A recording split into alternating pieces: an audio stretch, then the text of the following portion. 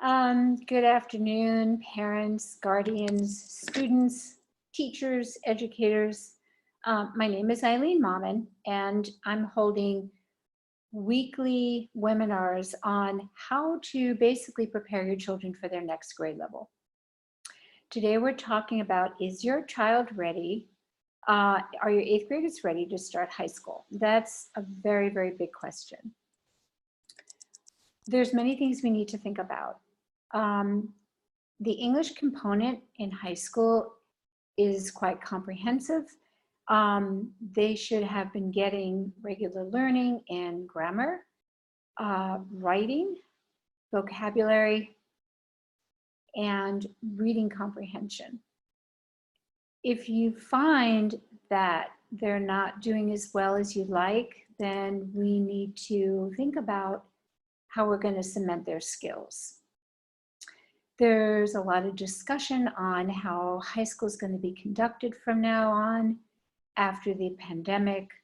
What are the tests going to look like?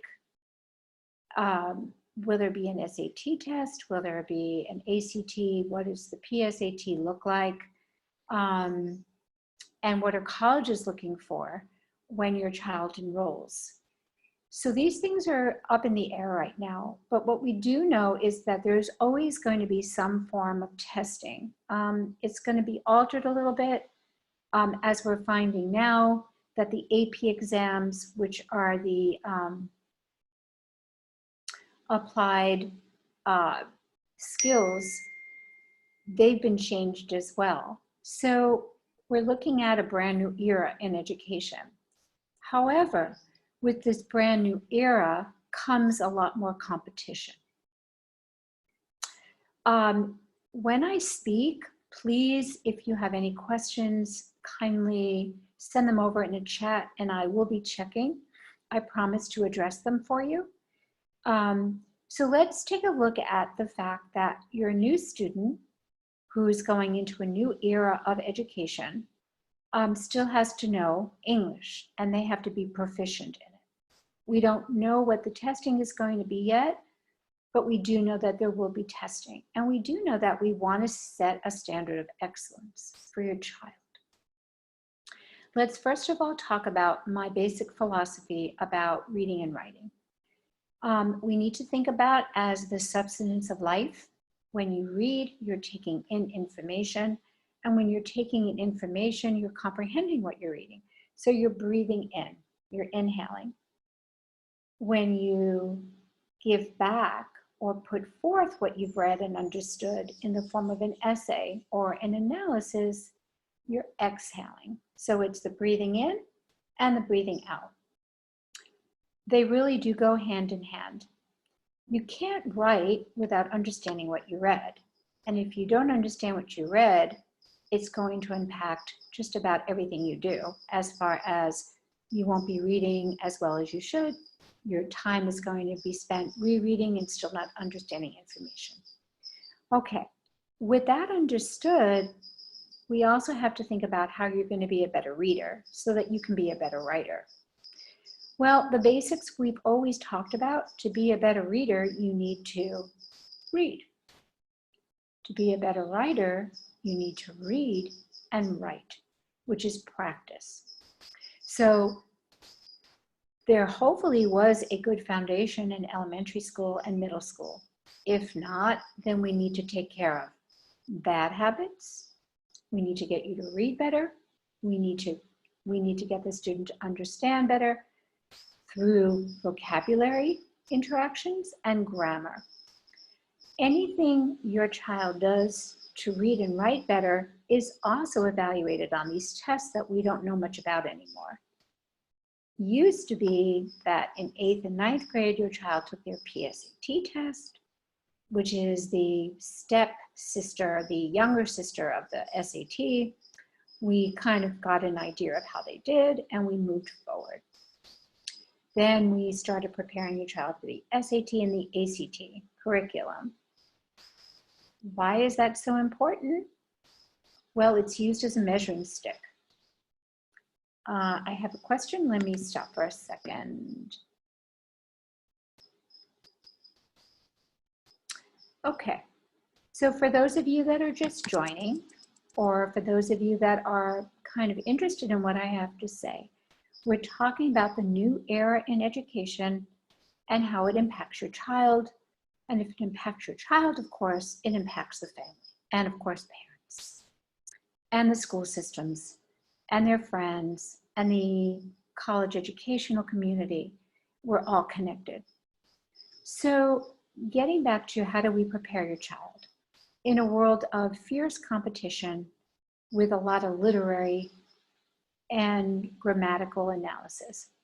So we just said that your child needs to read, practice. We just said that your child needs to write, practice. In order for that to happen, we need the foundations of writing and reading, which are grammar, the structural part of English, and vocabulary, which is to expand your knowledge of English. Preparing your child for high school is very much, in essence, preparing your child for college. Your student is going to tend to push away from you because they're gaining their newfound independence. And a lot of what they learn in high school is not taught the same way it was when you and I went to high school. So even though you may want to help, a couple of factors are going to impede that. You may not understand exactly what they're learning, and your child as a teenager may not want to share everything with you because they are trying to be independent. And a lot of times, part of the skill set that we're trying to evolve in your student is letting them to be responsible for themselves, which is their time management, how do they set their priorities, their excellence in tests, and their writing. Usually parents are called when something is very wrong, when they notice the grades are slipping, when they notice their child is frustrated, when they notice that they get calls from their teachers. And that's usually at a crisis point when you bring in a tutor or you bring in another teacher to kind of help out at that moment. We don't want that to happen. We don't want that to happen to your child where when they're falling behind, they're losing their self-confidence and they're losing time in school. And peer pressure sets in high school more than it ever did, because your child is not only evolving into him herself, but they also rate themselves with the friends that they keep. So with the competition that's out there. So the fact that they're adolescents and the fact that they're starting a school where so much rides on their grades, we want to make sure that they do well. When they do well, their confidence improves. Let me see if there's any questions. I'm going to go on. Okay. Okay. So I have a question from a parent, and that parent's asking me, what happens to a child's self-esteem in high school if they don't do well? Well, like all human beings, we evaluate ourselves on our performance. If our performance is not up to par, whether it be through teachers or peers, especially to ourselves and our parents, we don't feel good about ourselves. And when we don't feel good about ourselves, our learning is impacted. Nobody wants to be rejected or feel that they can't do as well as they should. It does take a toll. And sometimes as your child is also backing away from you, they're at the same time evaluating themselves and they know that they're not up to par. They may not share that with you. We may find out when the grades have really suffered. We may find out when the teacher says, you know, your child is failing. We may find out through friends. We just may find out because one day the child may have a meltdown. And that's when usually we call in professionals to help with the situation. I suggest we not get there. I suggest that we fix it before it gets out of control and difficult to handle. Because when I see students, there are usually a lot of bad habits and a lot of baggage that goes with them. Let's see, I have a question. Okay, another good topic, which just came to my attention. What happens if your child is stressed out about school? The same advice that I would give, what happens if you're stressed out in your job? What if you're stressed out in home?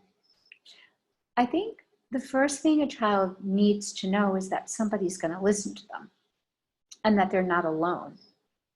So if you sit down with your child and you realize that they're really consumed with too much work and their priorities are going in different directions, I would really, the first step is to talk to them about it and take away some of the pressure. And what that means is take a break, have an outlet. Just take whatever time you need to kind of clear your head. Go for a bike ride, go out for lunch, visit with friends. But more importantly, the child has to realize that when they get back to the work, they are quite capable of doing it. If they're not quite capable of doing it, then they would probably need to enroll in a program, which is very common because I have found that almost 90% of the students out there get a tutor.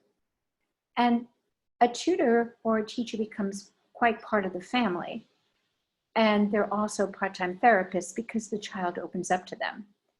The parents who talk to the child first, setting priorities, setting a schedule, and basically reassuring the child that they can do it. So the self-confidence is definitely at stake. The same thing happens with a tutor or a tutoring institution. They support the parents, they support the students, and they get results. What do you do if you're stressed out at your job? You take time out, you talk to people, you take yourself out for dinner, you go for yoga, anything that is a stress reducer. But more importantly, when you're at work, you realize that you will figure it out, especially with the correct support. Okay, so back to high school. When we have your children in middle school, I don't know if you were at my last webinar, there's 3 different phases of learning that goes on in the human brain. That's just the way we were designed.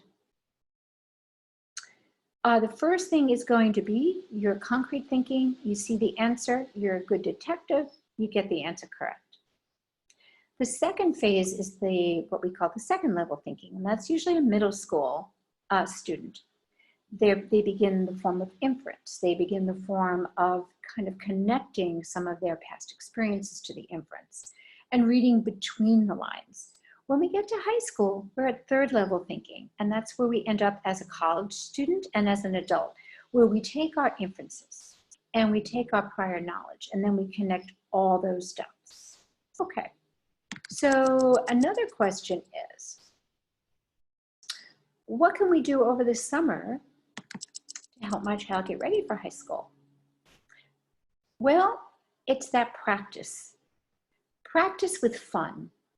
So in the summer, your child is not going to be as stressed as they are during the year. Everything is just on a different wavelength. We're a lot more relaxed. We have more free time. The weather's beautiful. We're outside more. Hopefully, we'll get outside more once the pandemic lifts. And the child's mind is ready to learn. The best time to learn is when you're relaxed.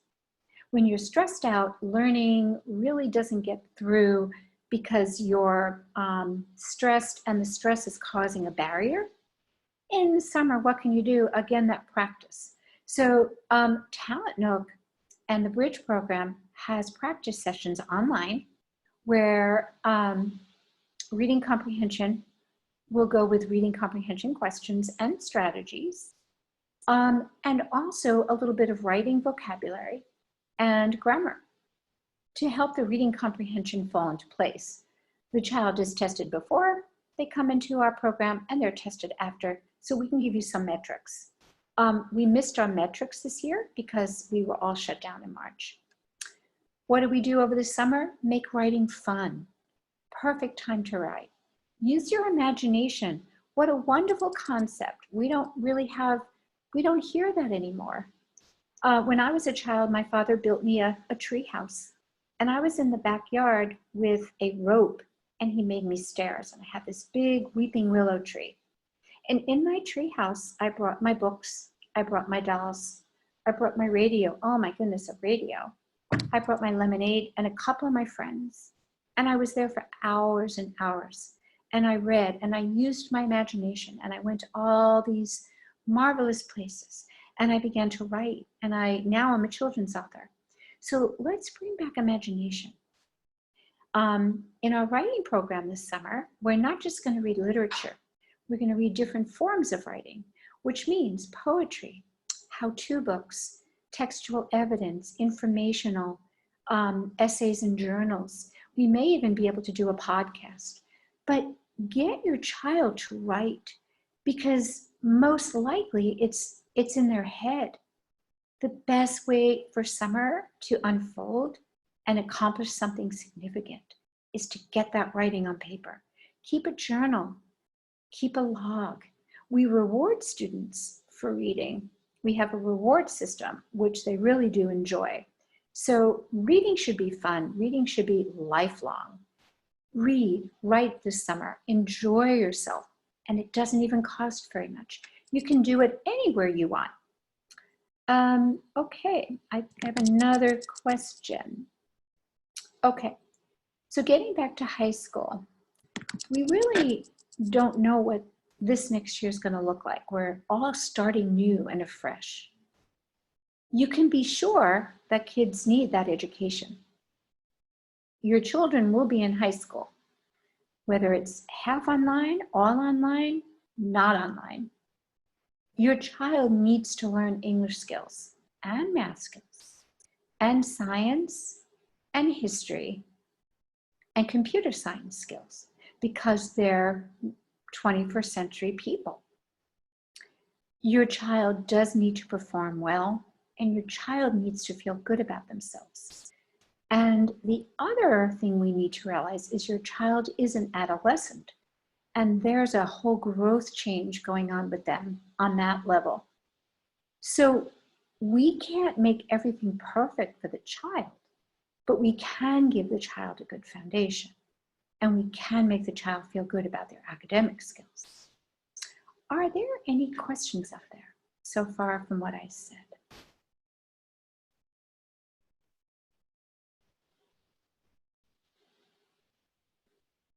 Okay, so I think what we're going to do is we're going to summarize. Entering high school requires a lot of competition to do well. It's probably more than it ever was. Your child must have good writing skills, and in order to write well, must have good reading skills. In order to read and interpret information, your child needs a good vocabulary and grammar skills, both for writing, reading, and whatever standardized tests will come about in the next couple of years. There are always barometers to measure success, and there are always barometers to measure capability. So at one point, your child will be tested. The other thing we talked about, keep your child's stress level under control, excuse me, where they feel good about themselves. Make sure that the stress level they have does not interfere with their work. Nobody learns well when they're stressed. As a matter of fact, no one learns when they're stressed. It's when we lose things and forget things, that's when we're stressed, and we do things that we would not ordinarily do. Make sure your child feels good about themselves, and make sure that you sit down with your child and talk about things. Now remember, adolescence is a time where they're going to be pulling away from you, which is absolutely normal for their independence. But make sure that they have resources to go to. Those resources are academic institutions, which are now online through Talent Nook, to help them read better, answer questions, evaluate their reading, respond, and develop techniques. Make sure that they're writing better, which ensures good vocabulary, grammar, and reading comprehension skills. In English, as in math, as in history, as in science, everything overlaps. And if something doesn't really gel, everything will suffer. Any other questions out there? Okay, so we're going to end this webinar with, I'm so glad that you joined me today. If you have any questions, please call us on Talent Nook. Reach out to me. I like spreading the word that English does make the world go round. And I can assure you that when English skills improve, everything in your life improves with it, because we are a communicative and technological society. Bye for now.